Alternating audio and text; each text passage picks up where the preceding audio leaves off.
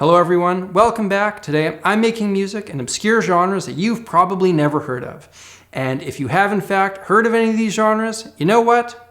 Much respect to your interest in the abnormal. But before we get into it, let me quickly tell you about something I'm very excited about. I've got a sale going on over at my course platform, samuraiguitartheory.com, and this sale is an especially special sale. Over there, I have a 2-course bundle that teaches music theory for guitarists, and for this month only, if you use promo code HOLIDAY20, not only will you get both those 2 courses for the normal price of one, but you will also get my brand new mini course, Pentatonic Mastery, included for free. This new course dives into the theory of major and minor pentatonics, how to play them, how to use them, how to practice them, and like all my courses, it's professionally animated to make the tough stuff easy to understand. Again, use promo code HOLIDAY20 on the 2-course bundle over at www.samuraiguitartheory.com to get all 3 of my courses discounted for the normal price of one. I'll put up links for that in the description as well. The first obscure genre that I'm going to be making today is Microtonal Funk. I suspect that you've never heard of this before because as far as I can tell, I am the first one to ever do this. My grade 8 French teacher wrote in my report card that with my bad attitude, I would never get anywhere in life. If only Madame Thibault could see my trailblazing ways now. But everyone knows what funk is. It's the grooviest of musics that would make even the meanest of French teachers want to dance. Microtonal music, on the other hand, is a fairly niche thing that incorporates music using the notes in between usual notes. Typically, the smallest musical space between 2 notes is called a semitone, and it sounds like this. However, with this fancy guitar here, I can access the note between 2 semitones. That's called the quarter tone. Sounds like this. Let's see what kind of funky goodness I can conjure using these weird little notes.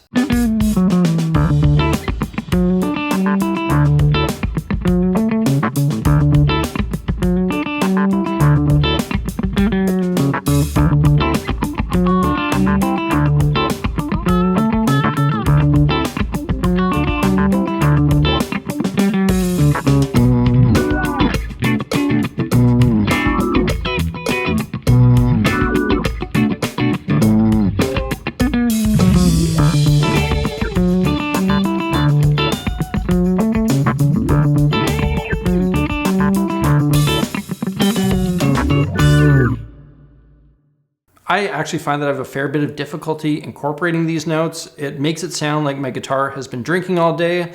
However, I did have quite a bit of fun pretending that I was quarter tone Corey Wong, who in my musical fantasy world plays in the band King Gizzard and the Wolf Pizzard. Moving on, I'm going to try my hand at making some black MIDI. Black MIDI is when you put as many notes as possible into a digital piano score. The challenge here is trying to create something musical out of this mess. Now, when I say as many notes as possible, I'm not exaggerating. I've come across pieces that have millions of notes in them. I highly suggest that you check out some examples of these ungodly masterpieces. It's insane. To make this music, I used my recording software to draw on many notes on my digital MIDI file. Each one of these dots here is a note on the piano. From there, I ran my file through a program that creates a visual representation of MIDI, giving me a nice video component. Typically, this program is used to assist piano players in learning pieces, but as you'll see, my piece could not be played by any human, even if they had 15 hands.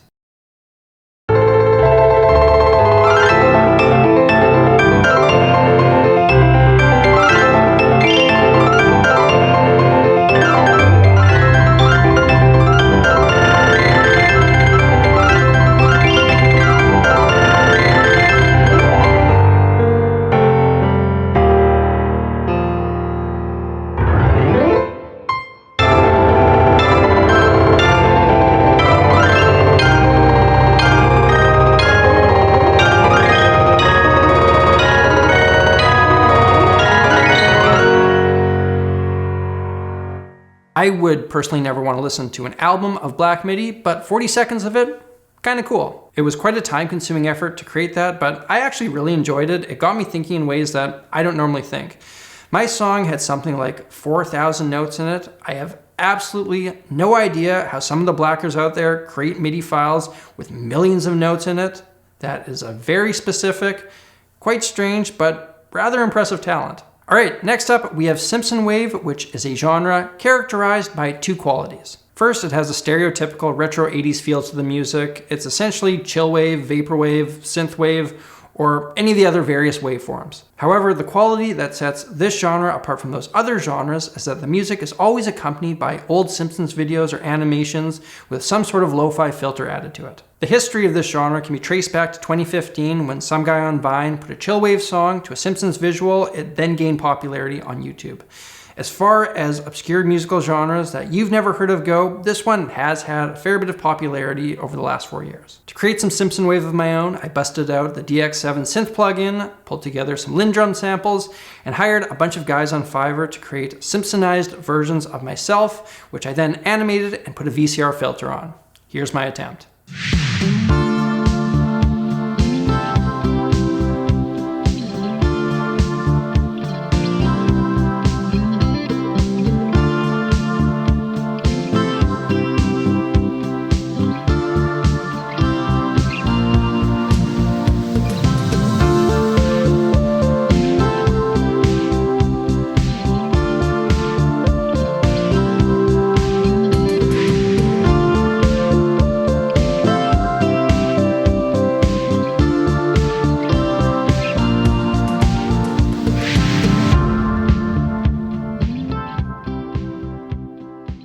You know, I feel like making that was one of the most enjoyable musical experiences I've had in a while, and I'm a guy who has a lot of enjoyable musical experiences. I love horsing around with retro synth sounds, and a good Simpson reference has been a big part of my life since 1997. If I ever find the time, which realistically I never will, I wouldn't mind doing a full Simpson Wave release. Moving right along, we have Lowercase, a genre that, according to Wikipedia, is an extreme form of ambient minimalism where very quiet, usually unheard sounds are amplified to extreme levels. And let me tell you, you know a genre is obscure when the Wikipedia page for it only has 6 lines. I've listened to a number of examples of Lowercase, and from what I've heard, it ventures more towards noise art than it does music in my opinion, and as a guy who is a huge fan of open chords and pentatonic scales, making some noise art didn't really excite me. So I made a more mainstream version of this. I put up a microphone to my electric guitar and played it acoustically. I grabbed a bunch of samples of the most minute sounds I can make on my instrument, put it all together in what I call pop Lowercase.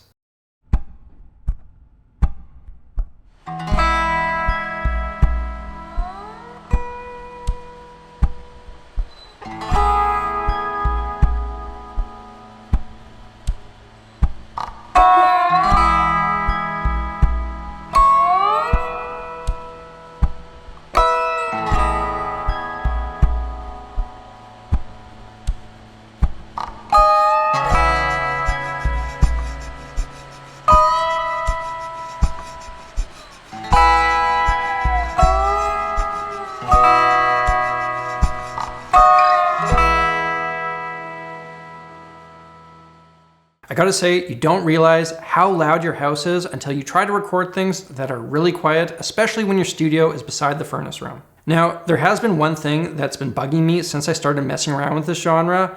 I'm pretty certain that in some video, in some regard, I did something with Lowercase, but for the life of me, I can't figure out which one it was.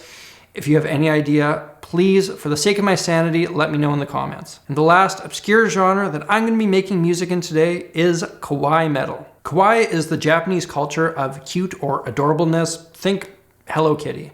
Metal, on the other hand, is the opposite. Think of the musical equivalent of decapitated Hello Kitty. Around 2010, the Japanese band Baby Metal decided to fuse these two aesthetics to create Kawaii Metal, and I'm not sure the world has ever been the same. The genre features pigtailed Japanese women in schoolgirl outfits singing over top of demonic metal tracks, often with J-pop style synth breakdowns.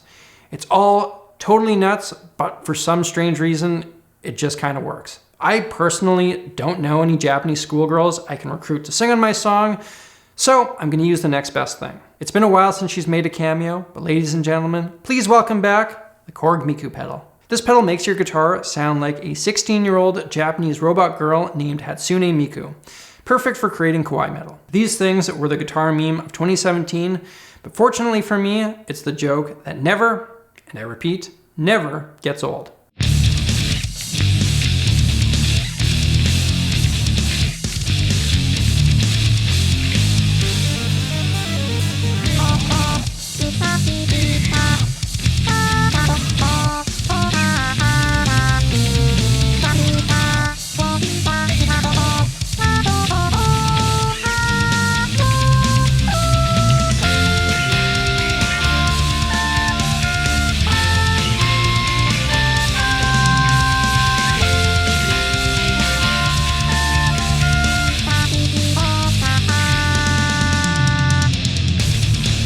I wonder if I've just created a subgenre of this obscure subgenre. If one day my Wikipedia page says Sammy G, creator of Synthoid Kawaii Metal, I will have lived a life worth living. Ladies and gentlemen, there you have it, my attempts at making music in obscure genres that you now have heard of. I gotta say, I really enjoyed doing this. If my enthusiasm was a little bit overwhelming today, my sincerest apologies. Remember that for this month only, you can get my brand new course on pentatonics free when you use promo code HOLIDAY20 on the 2-course theory bundle. This gets you all through my courses. For the normal price of one, there are gift options available as well. I suspect that this month is the only time I do a sale like this. I've got a bunch of new things coming down the old samurai guitar theory pipeline. So if you've been thinking about taking my 2 courses on music theory, now would be a good time to do so. That's it for today. If you're new here, hit that subscribe button and stay tuned for a wide range of music content. If you want to watch another video like this one, hit that link up there. Until next time, thank you all for watching. I'm Samurai Guitarist, and I will see you again soon.